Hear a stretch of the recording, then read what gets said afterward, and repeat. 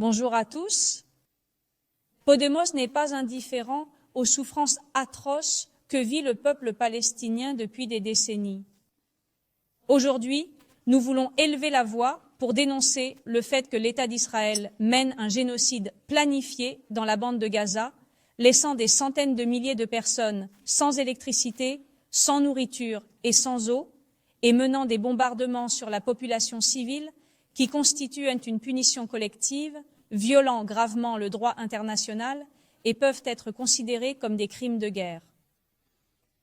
Face à cela, les États-Unis et l'Union européenne ne se contentent pas de regarder ailleurs.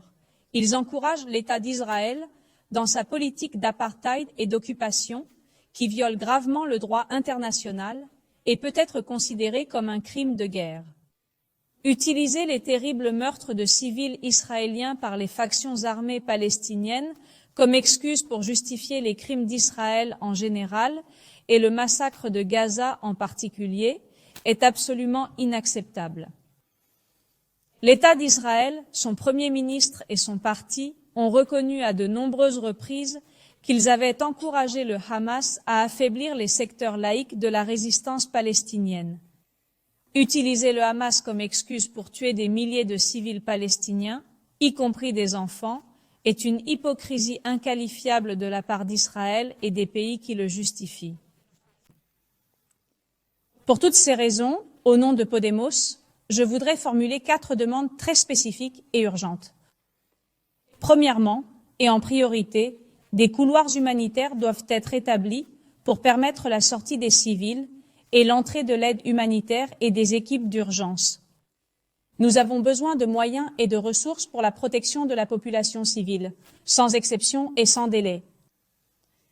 Deuxièmement, nous demandons à notre partenaire, le Parti socialiste, de collaborer avec le gouvernement espagnol pour présenter une pétition au bureau du procureur de la Cour pénale internationale afin d'enquêter sur les crimes de guerre commis en Palestine par Netanyahou, comme cela a été fait récemment pour le cas de la coopérante espagnole, humanitaire espagnole assassinée pendant la guerre en Ukraine, ainsi que pour ceux perpétrés par le Hamas en Israël et dans les territoires occupés à l'encontre de la population civile. Troisièmement, l'UE doit cesser d'être complice d'un criminel de guerre comme Netanyahou, agir de manière autonome et changer son discours et ses actions. Pour ce faire, il est urgent de reconnaître publiquement que ce que nous voyons à Gaza est un crime de guerre et que les vies palestiniennes comptent. Israël doit ressentir la pression internationale pour arrêter les bombardements, par toutes les mesures à notre disposition, comme un embargo sur les armes ou des sanctions contre les responsables des attaques. Enfin, l'Union européenne doit déployer tous ses efforts diplomatiques pour mettre fin à l'occupation et à l'apartheid de la Palestine par Israël, qui est la cause profonde du conflit qui s'exprime aujourd'hui.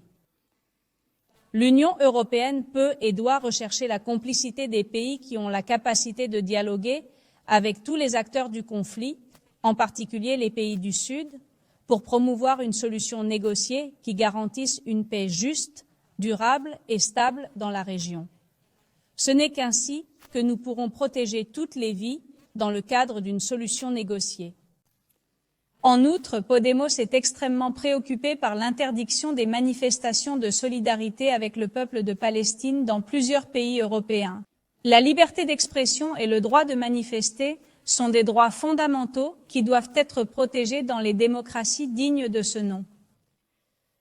Chacun sait que cette répression est la conséquence directe de la pression internationale exercée par le gouvernement d'extrême droite d'Israël, gouvernement soutenu par les États-Unis. C'est pourquoi, à Podemos, nous voulons appeler les citoyens de notre pays, ainsi que les citoyens d'autres pays européens, à exercer leurs droits, à se mobiliser et à s'organiser dans les rues pour mettre fin au blocus, à l'occupation illégale et à l'apartheid. L'Europe est un continent de paix. Nos peuples sont des peuples de paix. Et l'Union européenne doit retrouver ses valeurs de paix.